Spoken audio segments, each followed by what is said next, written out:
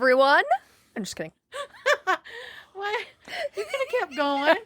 Hey, everyone. Welcome back. Welcome. That's so bad. Hey, everybody. Welcome back to the Paranormal Peeps podcast. I'm Josh. I'm Jamie. And I'm Elisa. And we didn't have to bring her cheese. She came willingly. Yeah. If you don't know, listen to our last episode. It was the hair and the fingernail clippings for me. Yeah, it was the cheese all the way for me. I'm so fascinated by cheese. So this week, we are going to talk about ghostly encounters on cruise ships. And what's kind of interesting is I started thinking about this as Jamie and I were watching a murder show about all these people who were murdered on cruise ships. And thrown overboard. Makes you want to go on one, doesn't it? Right? Yeah, it gave me warm fuzzies. It's like, man, could I be next? That'd be great. Let's book a cruise right now.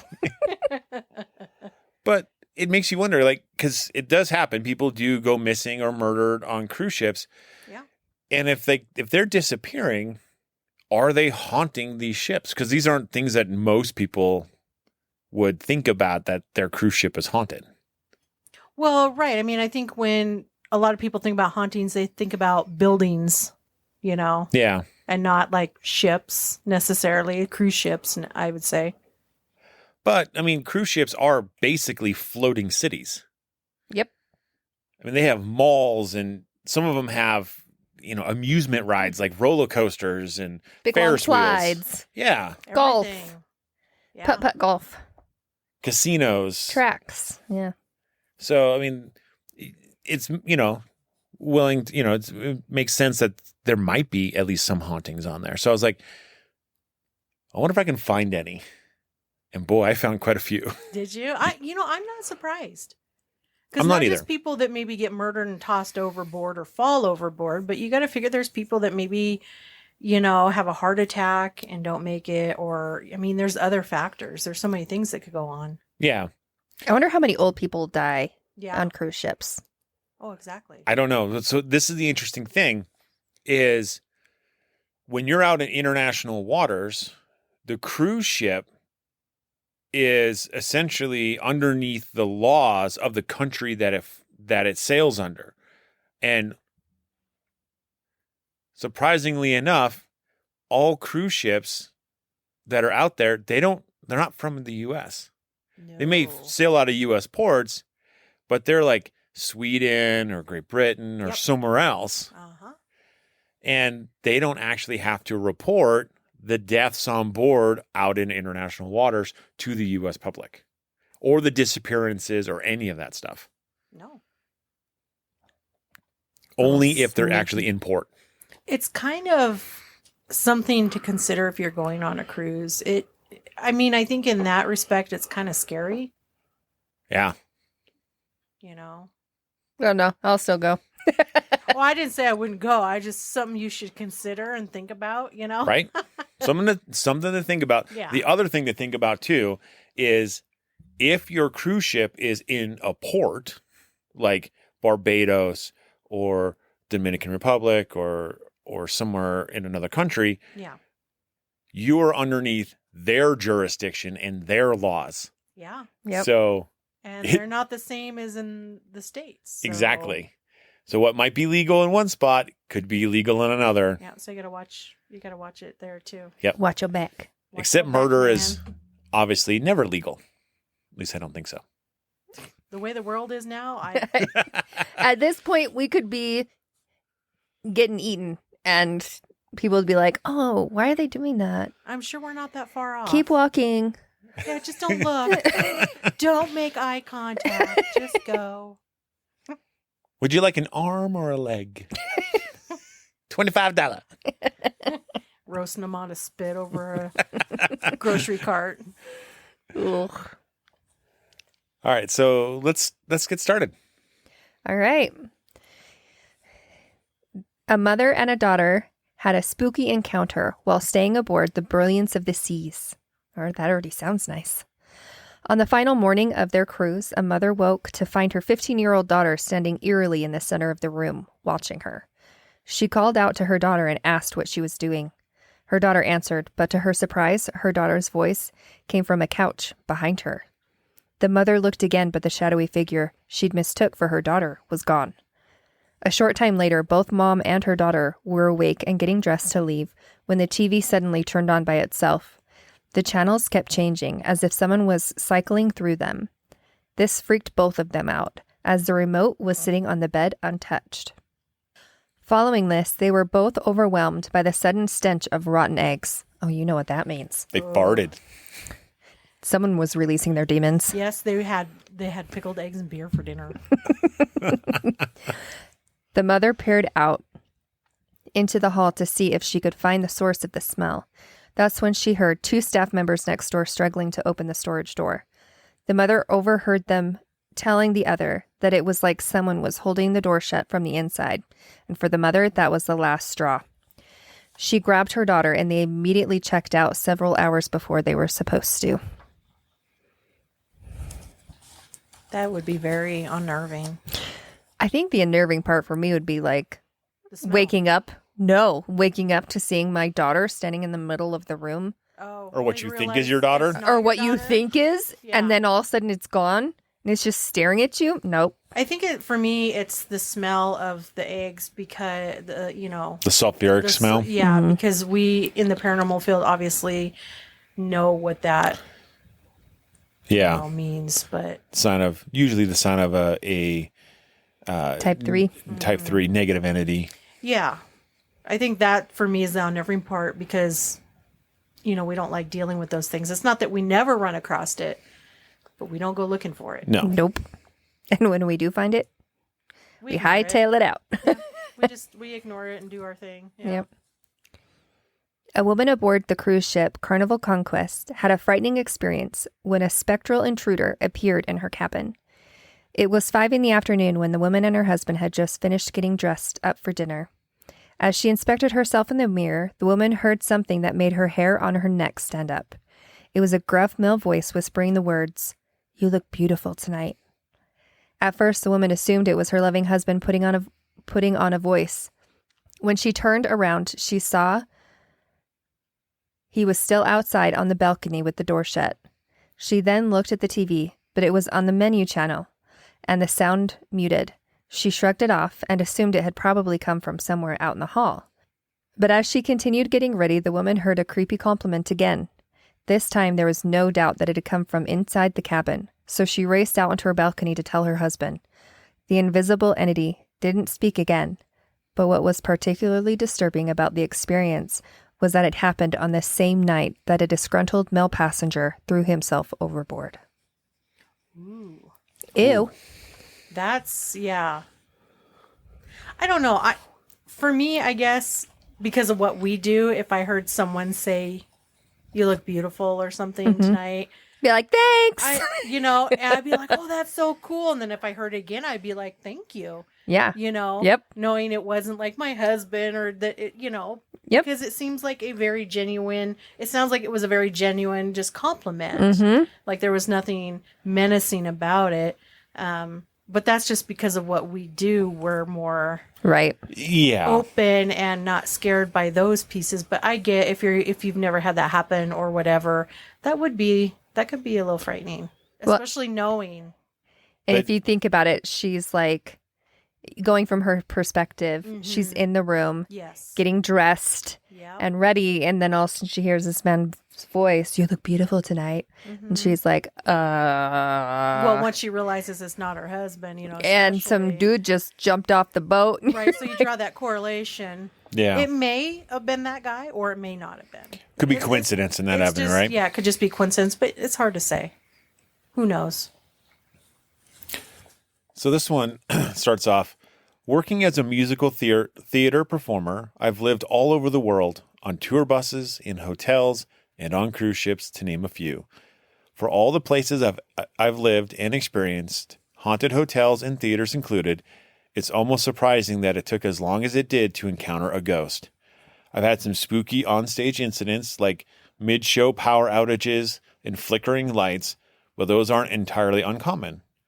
On my second cruise ship contract aboard a small luxury vessel that took me to places like Patagonia, Antarctica, and Morocco, I saw my first and only ghost. It happened in the middle of the night during one of my first sleeps on board the ship, right around Halloween time, as fate would have it. How perfect. Right? Set the scene. I had the privilege of not having to share a cabin, so I was alone when the spirit visited me during the night. Something prompted me to wake up, and when I did, I saw the ghost right near my bathroom door. It was that of an older man, donning a news cap with a pipe dangling from his mouth. He didn't linger or stay long, but he made his presence known. During my nearly 7 months on board the ship, I never saw him again. 7 months on the ship? Yeah. Wow. Holy moly. That, I don't know if that would be easy. I guess it depends on the ship. Right? My hunch is that he was the spirit of a passenger who had passed away on the ship. Believe it or not, most cruise ships are overly prepared for all unlikely events, including death. Many even have morgues that can hold multiple bodies if need be. During my time on that ship, we did unfortunately experience multiple medical emergencies and loss of life. If anything, the experience definitely made me believe in an afterlife. I've never forgotten my first ghost encounter. It made me believe once and for all that they do exist and they're not always as scary as they're made out to be. Sometimes they just serve as a reminder of the past. That's very true. Yeah, that wasn't a super scary one, so No, But it's sweet. it is. it is. Like, just, it sounds like somebody from obviously a different era. Yeah. Just kind of, whether it was residual or not, it sounds like it was more residual. Kind of sounded like that. Yeah. Like he, you know, like maybe he just, that was his room at one time or whatever. Yeah. Or, you know, that's where he was happiest. Or you just stop by to say hi and Yeah. walk on. Yeah. I like those stories. Me too. What I think is neat about it is that they're like, this showed me that, you know, this gave me proof that there's an afterlife. And that's Yep. kind of what I've said always about doing paranormal investigations. It's like having the experiences that we've had and collecting the evidence that we have. It just shows you that there is existence after this life, because if there wasn't, what are we experiencing and hearing? Yeah. It's something. We just don't know exactly what. And the thing is we don't come here to try to tell other people that they should believe in it and all that. We come here to tell you why we do. Yeah. Yep, and our evidence behind it. experiences. Mhm. Yeah. So this next one isn't so cute and sweet. The Queen Mary. Oh, yeah. I've heard of that ship before somewhere. Somewhere. Didn't we go there one time? I Maybe. think I slept in like the servant's room, but you know. I mean, we offered you the bigger bed. But you are our servant. I mean, you're a friend. Oh, rude.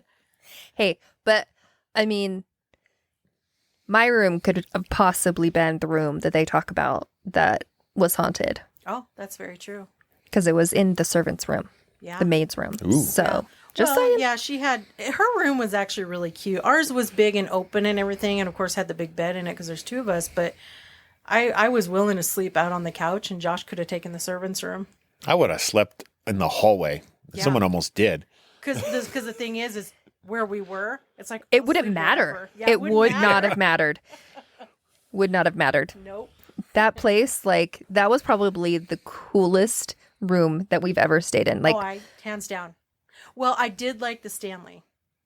well, I mean, like, in meaning, like, it was On the a ship. room over here, a hallway here. Yeah. Like, for it being a room in a ship, Yeah. you normally see them small, Yeah. That's very true. especially when you're on cruises. Yep. So This was a big room. this was huge. Multi-room. Yep.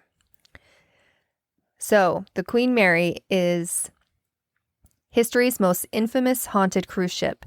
Many of the people who've been aboard it have claimed to see ghosts of deceased officer William Eric Stark. As the story goes, Stark stole a bottle of gin one night to liven up his watch. But when he started to drink it, he realized it wasn't gin. It was a powerful cleaning fluid called tetrachloride. Stark laughed off his mistake, but soon became violently ill. He died within days, and many believe his ghost still lingers around the main deck. Cruise members and passengers alike say you can hear unexplainable choking sounds on chilly evenings when no one is around. Many believe these are dying sounds of poor William Stark. And to hear somebody dying, That would be hearing the choking sounds of somebody dying, terrifying. nope. Yeah. Well, and I think I've heard this story before where he drank it, but it obviously it must not have had a really potent smell. Either or that or he was already flavor. drunk already. Yeah, it would have to be something because how would you not know you're drinking a chemical? I know there's some chemicals out there, okay, that are like odorless, flavorless, right? Yeah. But for the most part, I think a vast majority of them, they have a strong chemical smell, flavor. How could you ingest that much unless you were 3 sheets to the wind already? But it didn't say he drank the bottle. He said he had some. I wonder Right. how much of this you would need to take Right. to make yourself die. I bet you it's not a lot. Yeah. Hard to say because we don't, I mean, I don't Well, know. and the thing is that they were on they were moving on a ship, right? Yeah. While the ships today have a lot of medical stuff on board and the ability to call the Coast Guard and get Pump your a stomach. helicopter out there, pump your stomach, that stuff. I don't think they had all of that stuff on the Queen Mary. I don't know. You know they had less, but we don't know to what extent. Well, and we don't know when this happened. No, we don't. So who says it was like out to sea? That's true. Because it still has people there That's protecting right. the ship. Yeah. Because when we went there, we had to go through 2 things of security basically just to get in. Yeah. You had to prove that you were going to stay there in order to get in the ship. Yeah, the first one was in the parking lot before we even parked. Yep. And then the second one was before you even entered. Before you even could go inside, Yeah. they had a desk outside. They had to make sure that you had a room there, that you were staying there, or that you were there for the tour, whatever. You had to show proof. Like, You had to. I had my luggage, and she was so stern with me that I was not allowed to get on Yeah, the ship until we proved. until you guys could prove otherwise. Yep. Yeah, Oh. so they really are pretty strict. What'd you find? Okay. 1, tetrachloride is like bleach. Okay, so it would have that smell, right? Right. It would have a potent smell. 250 parts per million is fatal in 15 minutes. Okay, so let's put that in perspective. How much is that? That is a swallow, less than a swallow. Okay, so that would make, You don't need to drink much and it'll kill you. yeah. But it said that he died the next day. Is that what it said? I think it said days later. Days later. So he probably very little. very little went, realized- that is not, That's not what I thought it was. that's not alcohol. And then Gin or whatever. he could have spit it out. But having Some. already contacted his mouth, it would have been enough to absorb and kill him. Yeah. Yeah, because you got thin membranes. Yep. So it wouldn't have taken much to kill him. No. Well, and like people will put things under their tongue to help it absorb it faster. Yep. That's right. Yeah. Ugh, no bueno. So sad, though.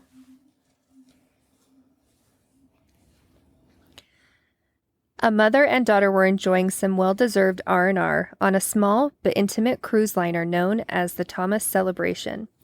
To kill some time, they decided to pay a visit to the ship's luxury cinema. The theater was completely empty, so they took a seat toward the back. 10 minutes into their film, the mother and daughter saw the silhouettes of 3 people enter. These late arrivals walked the entire length of the theater as though they were looking for a seat. This was strange because there were clearly plenty of free seats available. The mysterious figures eventually stopped at the row that was directly behind where the mother and daughter were sitting. They shuffled in to take their seats, and the daughter felt them bump the back of her chair. She started feeling uneasy and whispered to her mother that they should get up and leave.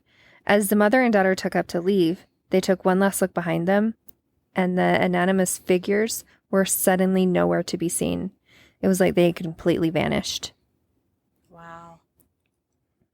Because you know, like, You get the vibe. Oh yeah. It gets that creepy. It's when you get it, it's unmistakable. Yeah. It really is. And you don't even have to see anything. You just No. start feeling it. Yep. That's why your body is your best tool. But they felt it bumped the seat behind them. So it's Well, like, that just adds to it. See, Right? that just confirms it more. I know. yeah, that'd be terrifying. Then it's like, oh, we are leaving. We're Yep. out. Okay, I'm out.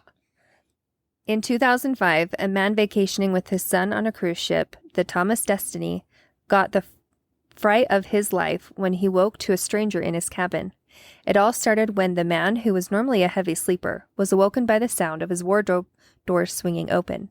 He sat up and saw a man with shoulder-length hair and an unfamiliar uniform rummaging through his things. The man shouted for him to stop, and the stranger dived headfirst into the wardrobe. The startled traveler immediately leapt out of the bed to investigate, but of course there was no trace of the intruder. This was physically impossible, as the open wardrobe doors were blocking the main exit. The man was understandably shaken by this encounter, but he managed to get back to sleep. But his ordeal wasn't over yet. A few hours later, he was woken again, this time by his young son. The boy shot up out of bed and started speaking in a strange and unfamiliar voice. The boy said, "You don't care about the people on this ship," and then suddenly fell back to sleep. The man had always been highly skeptical about the existence of ghosts, but the strange events of this night definitely changed his opinion. So it's like the Lion, the Witch, and the Wardrobe. Right, I was Right. gonna say. Chronicles of Narnia. That's the reason why, obviously, the reason why he couldn't find the guy is because he went to Narnia. That's right.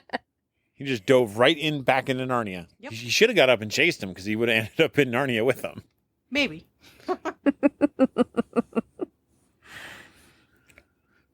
Ex-cruise worker and author of Cruise a la carte, Brian David Bruns, has recounted the moment one of his fellowship associates described his run-in with what he thought to be a ghost on board the windsurf cruise liner.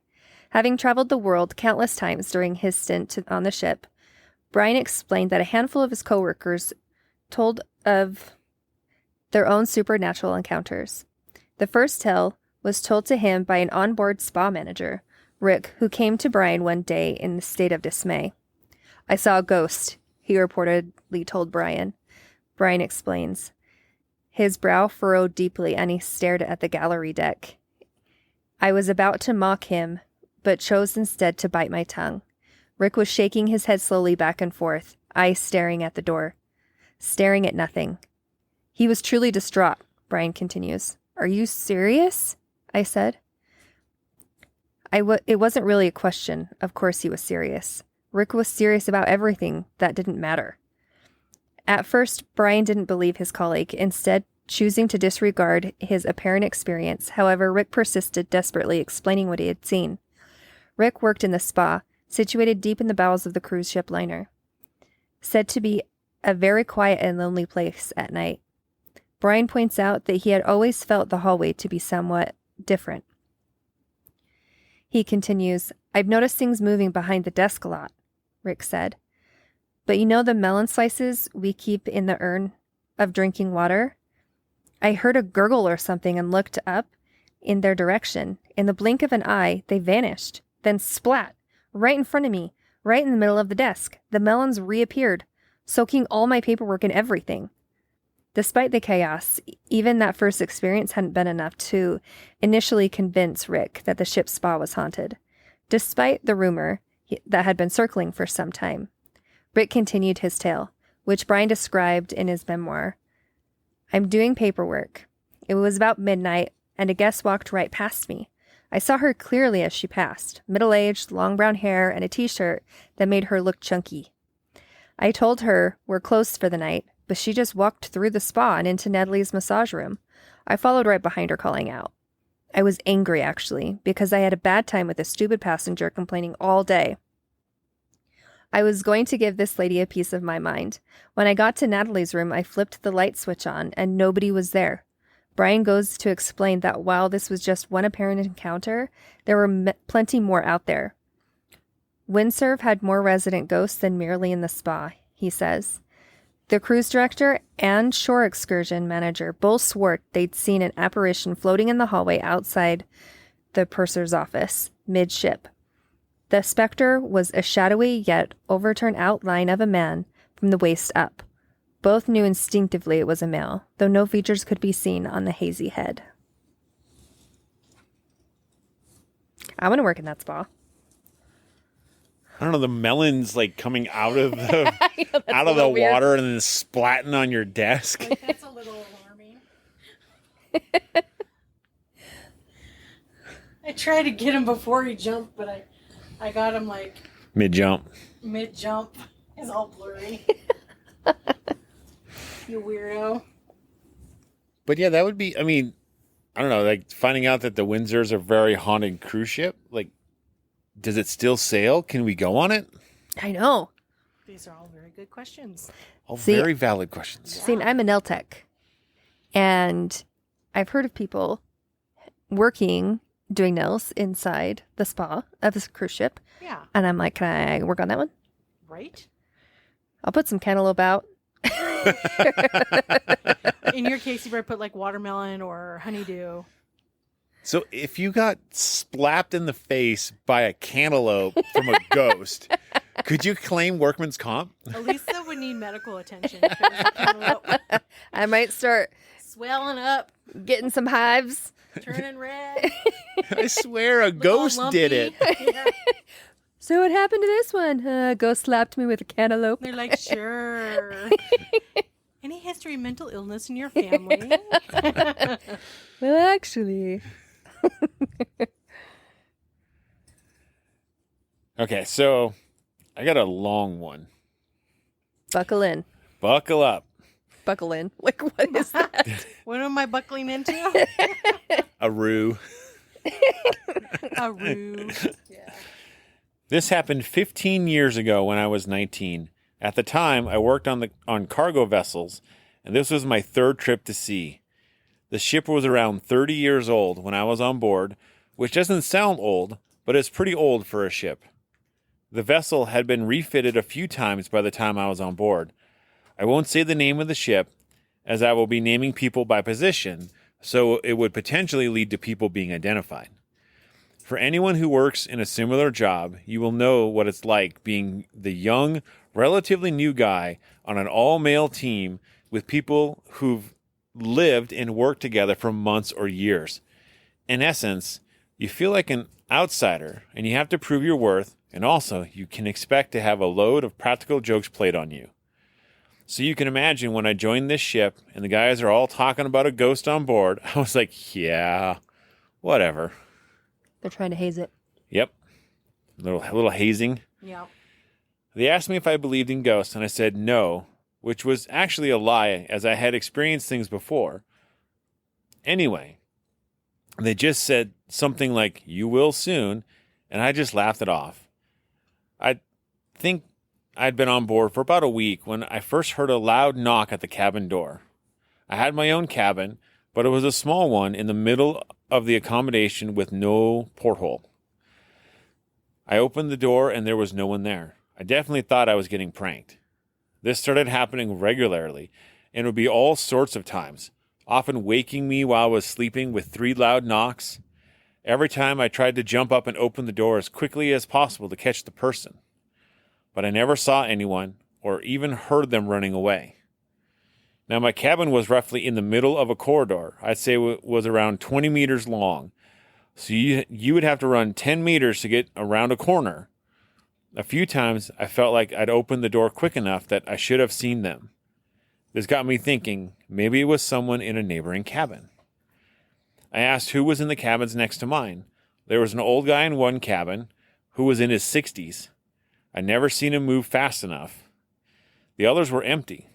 This was quite common on older ships, as they used to get built to house more crew, but ships sail with less and less crew these days.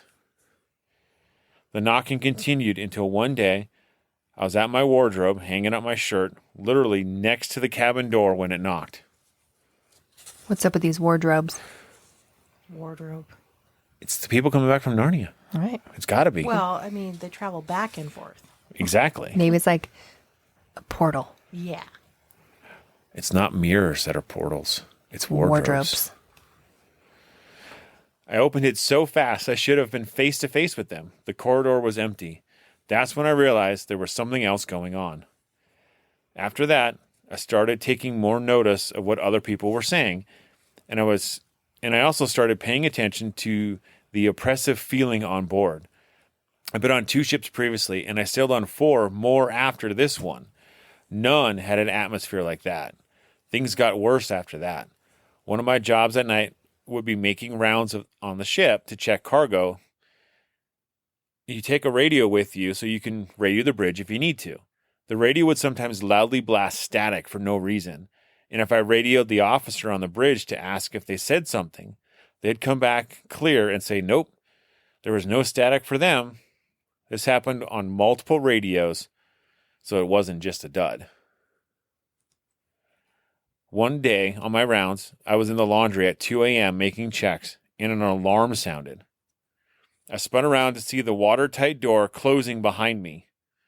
I radioed the bridge and asked if they were closing it, which would be unusual as they only get operated in tests and emergencies. The second mate said no, and on his console it was showing as the door was open. The door closed all the way, and the second mate radios to tell me to try to manually override, as he can't do it from the bridge as it still says it's open. I use the lever to override and open the door. I radio to tell the mate, and he says he'll get it looked at by the engineers. And I continue on with my rounds. As I approach the next door, the alarm sounds again, and it starts closing. I radio the mate, and he says he's not doing anything, and I'd have to override it again. This time, I get it to open, and as soon as it's fully open, it starts to close again. I look around, and the other door is also now closing. At this point, I'm getting shut into the laundry. I get a feeling of impending doom, and that's when the lights begin to flicker and static blasts over the radio. God, this is like a horror movie. Right? That's freaky. I jump through the closing door. Really bad idea because they can crush you. And he's like, and I got out of there. Now, theoretically, that could be a coincidence of failing systems or someone playing tricks. The doors can be controlled from the bridge, but it's just not something someone would do as a prank since they can kill you. Well, right. And why would they keep doing it again and again? And then the flickering lights but then the static. And the thing is they're not watching what's going on, right? So it's not like they can see into that room. Right. They don't know where you are in that hallway or in the laundry room. Yeah. But to be able to make it work exactly how it did, you'd really want to watch it so you're not going to slam it on him. Right. And kill him. But they just close at whatever speed they close at. Right. Because that's how that guy died on Queen Mary. the Queen Mary. He got crushed by that door. Yeah. He did. So also when the door started closing, no one would have known I was there. It was just me and the mate and engineer awake at the time, and there was no cameras. They did a full watertight door test the next day and found no faults. I should mention that watertight doors are each controlled by an independent system, so if one fails, they don't all fail, meaning 2 doors experiencing faults together would be unlikely, to say the least. After that, I never went into the laundry alone again. I don't blame him. I wouldn't either. I'd put like a doorstop on that. Something, right? There's no doorstop that's going to stop a Yeah, 10-ton just gonna door. Crush that. But I wouldn't go alone. No, definitely I not. wouldn't go alone. And I'd bring flashlight. Right? And an oxygen mask. And one night I did my late night rounds as usual and reported back up to the bridge. When I finished, one night I did my late night rounds as usual and reported back up to the bridge when I had finished. When I got there, the second mate was white as a sheet and shaking. He was holding a cup of tea that was sloshing about from how much his hand was shaking. I asked him if he was okay, and he could barely speak. Finally, he managed to tell me that he was sat in front of the radar screen 5 minutes earlier when he heard me come back to the bridge.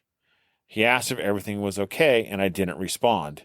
He looked over his shoulder back at me, but instead it was an old guy, pale and wide-eyed, staring down at him from just an arm's length away. He literally fell off of his chair, and the old guy disappeared in front of his eyes. He said the worst thing was the expression of malice on the face of the old guy. The second mate was weeping as he told me this, and he was a pretty tough guy. That is scary. Yeah. Kind of reminds me of what happened in the lake house Yeah. when I was sitting in one of the chairs at the breakfast bar.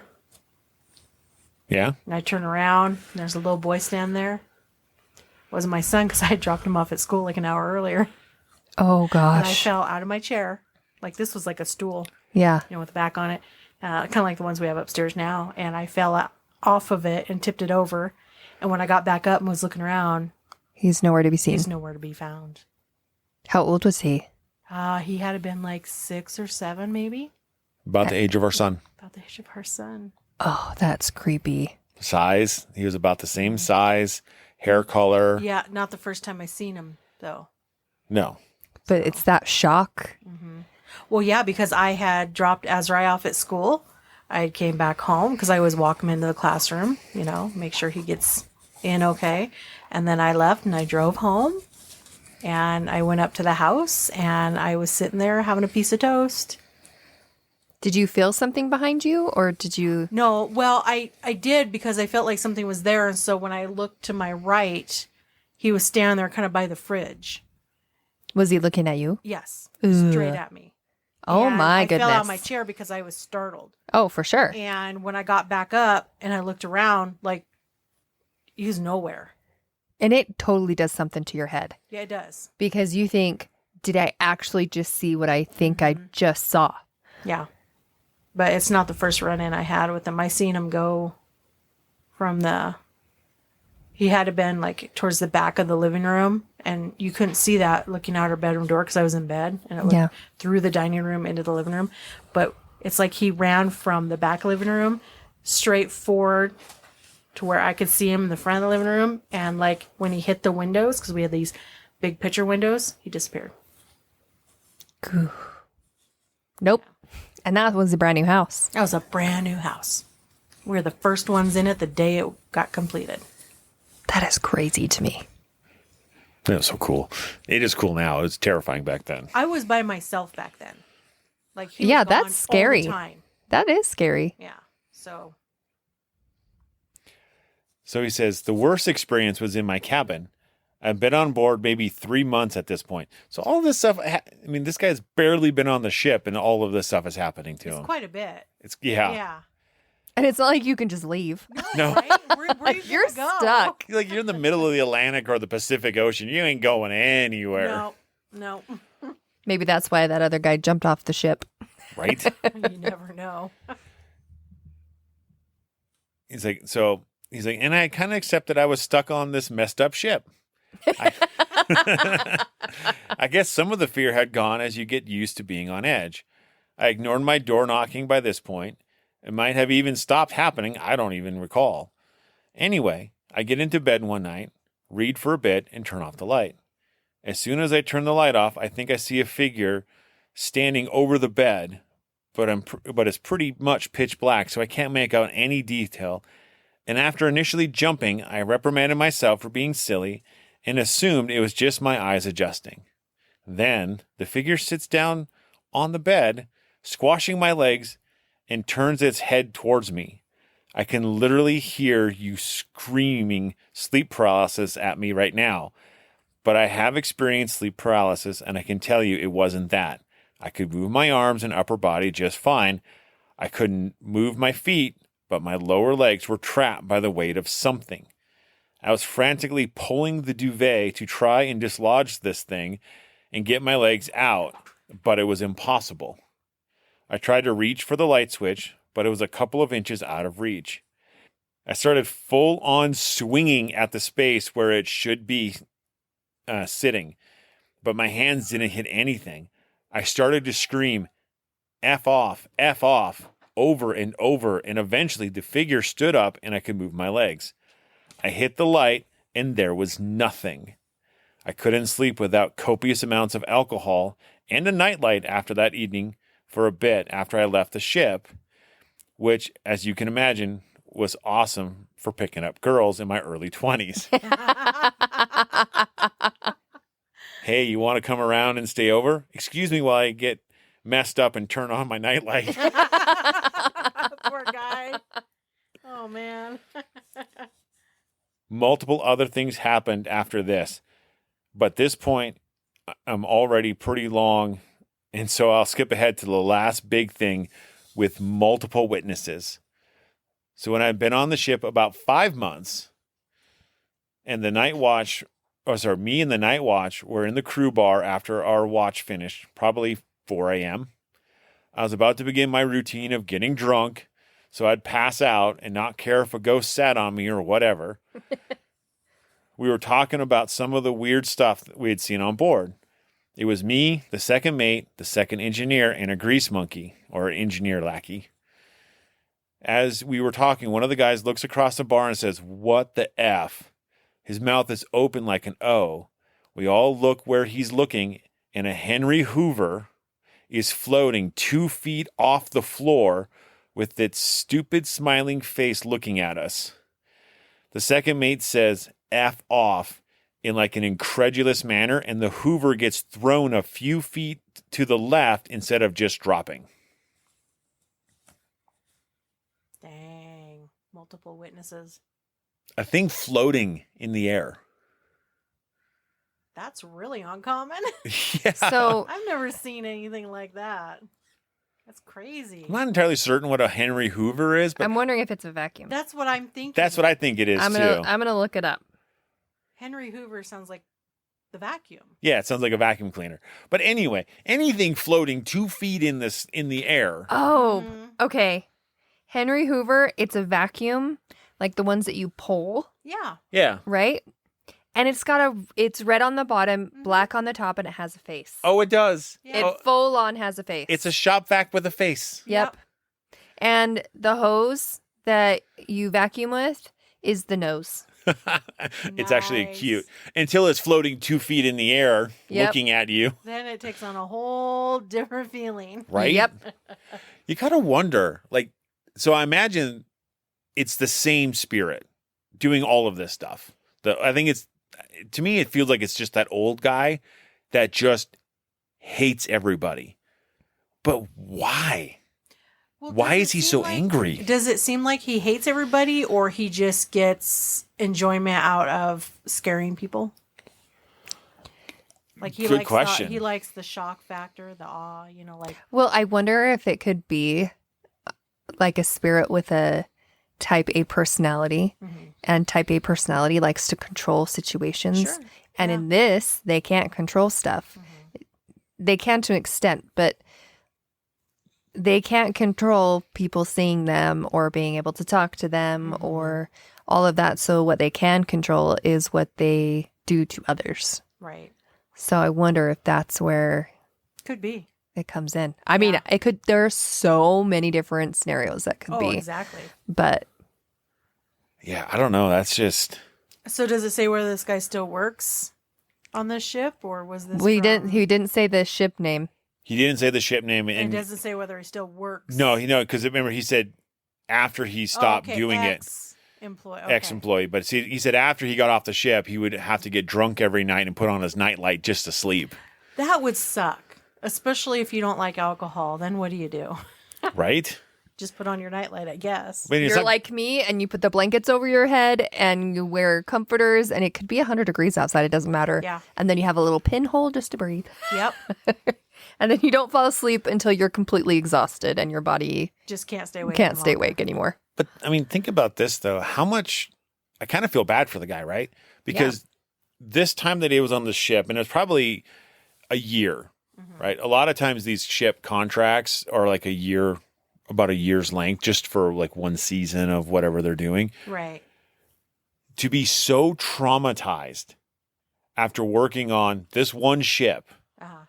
that you have to get so inebriated and sleep with the light on, or you can't go to sleep.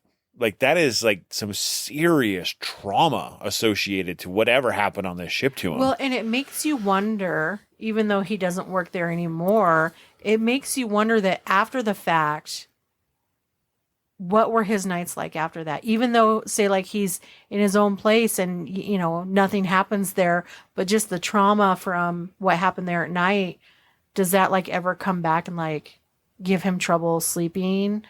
I'm sure there's know? triggers. And anxiety and, you know. I mean, if you're sleeping with the nightlight on and you're and alcohol. Yeah. You know what I mean? But hopefully he's still not medicating himself like that, even though there's nothing going on, just, you know, from the fact that that happened to him. Yeah. So at the time he put this on Reddit, he would have been 34, 35 years old, somewhere in that category. So hopefully he's not. Well, Hopefully I he's think it not. said on there that he only did it for a little while Oh, okay.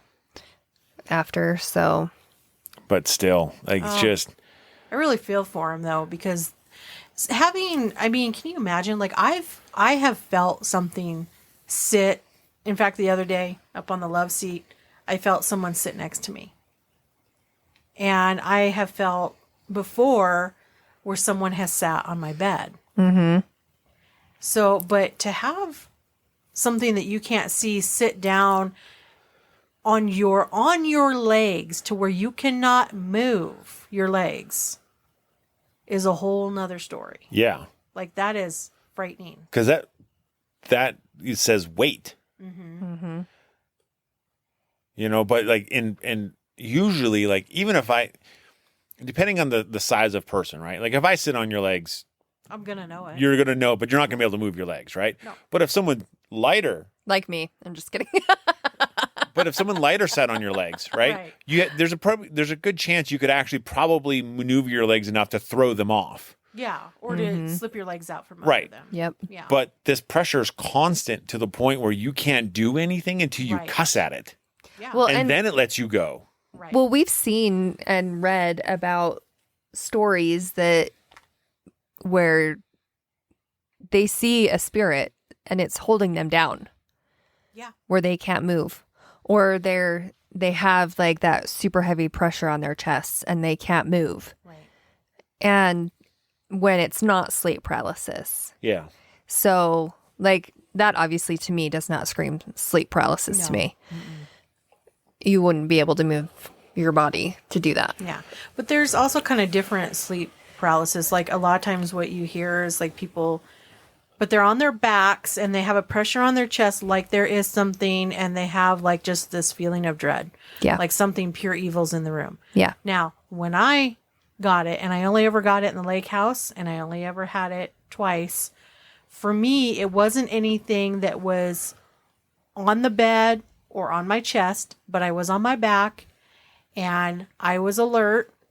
I couldn't move, just my eyes. I could like, you know, look over at Josh just before I still had two eyes back then.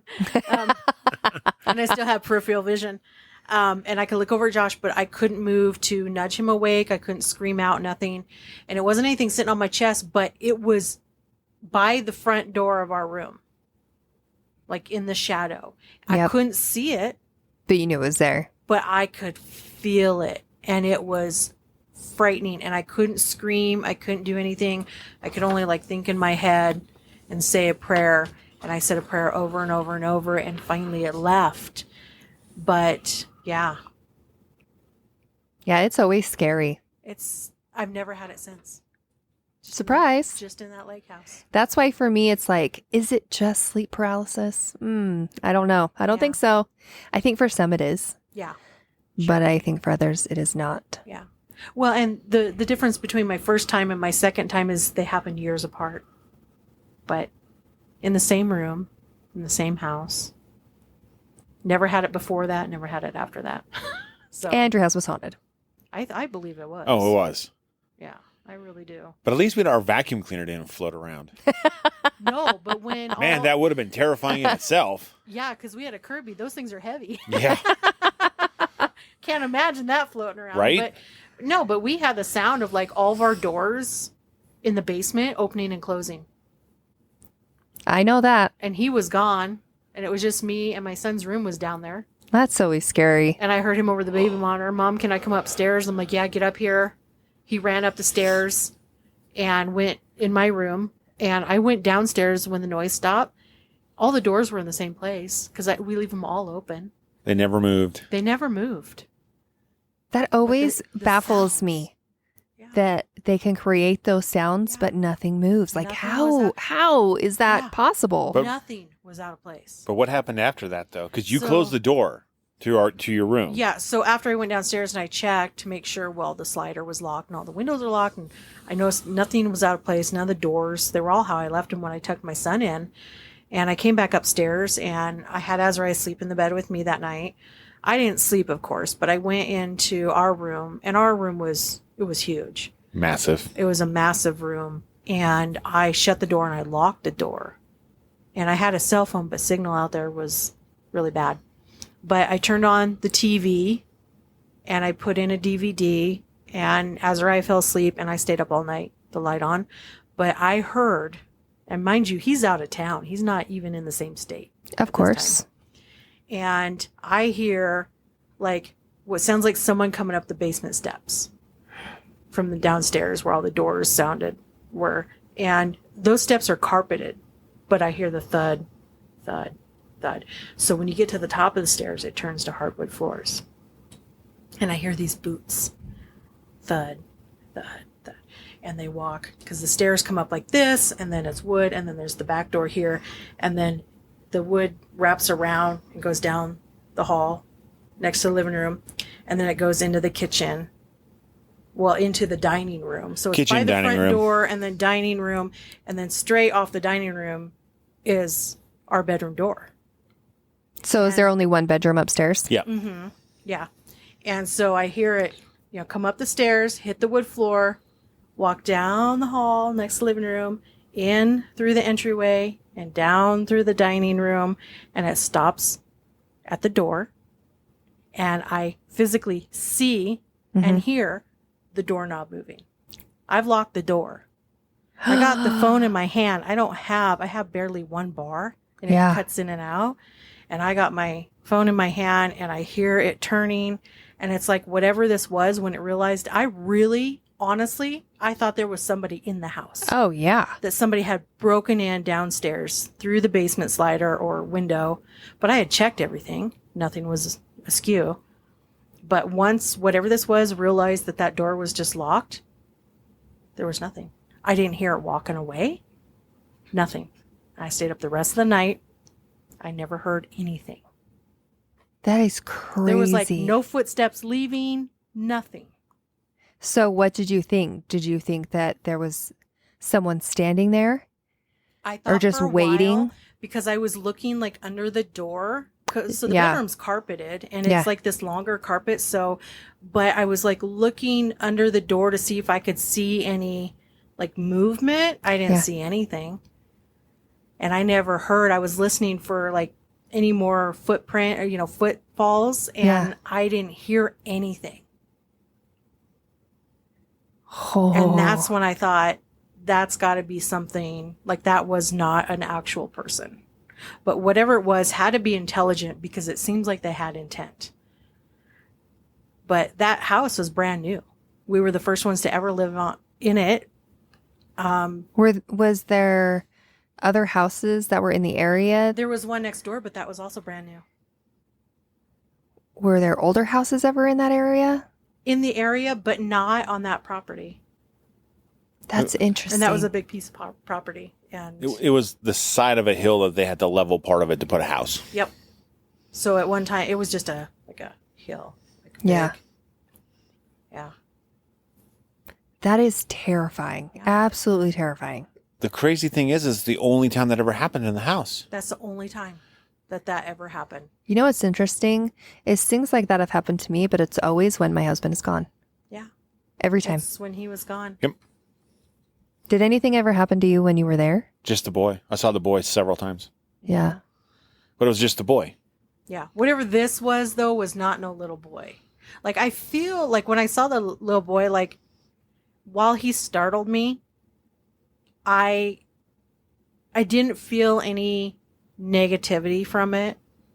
Like, he didn't, like, scare me as in, like, he's up to no good, or there's, something evil. He never bothered me, and I was still terrified of that stuff at that time, but it never bothered me. Right. He felt like he was just there. Like, I don't know if he's connected to the land or like, the highway that went kind of, because we were 200 yards or 200 feet Up. slope up to the hill to the top of our driveway. If like it was a kid that had maybe gotten in, there's a lot of wrecks on 291. A lot of them are fatal. It's just a 2-lane highway. It's windy in parts. It's dangerous. So we don't know if it was something like that or... Well, it just makes me wonder if it's just the area somehow. Because Yeah. you know how you have like the Appalachian Mountains and how there's a lot of stories behind that, Yeah. that it's haunted and there's creepy things that go on in the Appalachian Mountains. I wonder if somehow this area is the same way. I wonder if your neighbors ever saw or heard anything. Great question. We never We asked. talked to the one neighbors that were still there quite a bit. We did, but we never broached that subject. We never did, but you would think that somewhere it would come up, like weird things. I mean, But I don't know. Nowadays, it's a little bit easier, but still, it's hard to bring up subjects like that. as soon as someone knows Yes. that you're into it, yeah. then it's like a flood of conversation. But it's not generally something you bring up in conversation unless No. you meet a strange lady in the book center at Walmart. Remember that Oh. lady? It was Yeah. weird. It was, but anyway, you just don't normally bring it up to people. No, especially if you don't know them super well. Yeah. That's true. And- Weird stuff. And we weren't really super into it at the time. Oh, I love the paranormal stuff, but I didn't like the type of things that were happening You're like, not in my house. when you were home. Yeah. Because it seems like that's when The the world. stuff that was unnerving happened. The little boy, I can live with that. Yeah, he startled me, but Right. that's just because, it's like, wait It's a not minute. something you're expecting to see. My kid's not here. I just dropped him off at school. Who are you? you Yeah. know? It's like, you want a sandwich? You hungry? You want some of my toast?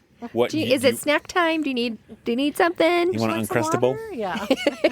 Some Cheez-Its? Some roux? Some piece of cheese. All right. So we got one last piece, Okay. and it's not a ghost story per se. So on Lake Winnipesaukee, which Winnipesaukee. Yeah, Josh, get right. right? Jeez. And I don't know where that's at, but It's east. it's somewhere east, right? It says, the lake is beautiful, but it has a dark side. During this 90-minute cruise, sample desserts while hearing haunted tales of cursed lands, mysterious fires, haunted hotels, and unsolved disappearances. It's in New Hampshire. Okay, it's large glacial lake with 258 islands. Whoa. Ooh. Can I have one of the islands? Oh, joke. Right? Okay, continue. So this is a cruise that goes around July, August, September, and October, and you get desserts and ghost stories for 90 minutes. Nice. That's fun. That sounds like a lot of fun, All right. Adding it to our list. right? And it's $60 a person. Oh, hey. Heck yeah. If you guys are into the paranormal and live out by Lake Winnipesaukee, Check it out. check it out. Ooh, and let us know. If Yes. you do go, let us know. I mean, it's like the perfect thing, right? It's dessert and ghost stories. Yeah, I'll skip the dessert. I just want the stories, and Heck no, I'm in for the dessert too. okay, you guys can have my desserts. All right, we'll fight over your desserts. Okay, you fight Deal. over my dessert. I just want to be there for the experience of the stories and stuff. That'd be awesome. It'd be amazing. So fun. So if you guys ever had an experience on a cruise ship, ghostly encounters, something you guys can't explain, let us know. Send us the story on our socials. Yeah, and also if you've been on the Queen Mary, so I know a lot of people go there and they, just sometimes for the paranormal tours themselves. But if you've stayed there, went on a tour, and you've had an experience or even just like a feeling or whatever, let us know. Like, send us a message, let us know, and Yeah, absolutely. And if we can use it on a future podcast, let us know. yeah. We love sharing other people's ghost stories as well as our own. Well, yeah, we love hearing about other people's experiences too, and to be able to share them. And as always, stay ghosty, my peeps. Hey, you. Yeah, you. Are you into weird shit? Yeah? You into cryptids? What about hauntings? Yeah, I've got a ghost for you. Oh, you like otherworldly beings? Me too. Check out all these aliens. We have plenty. How do you feel about a good legend? Want to hear about spooky happenings? Yeah, you do. Let us show you what we've got. Hey guys, grab a drink and join us, Amanda and Sean, every week while we dive into the strange and haunting topics that have piqued our interest. See you over at The Haunted and the Strange, wherever you get your podcasts. Stay spooky.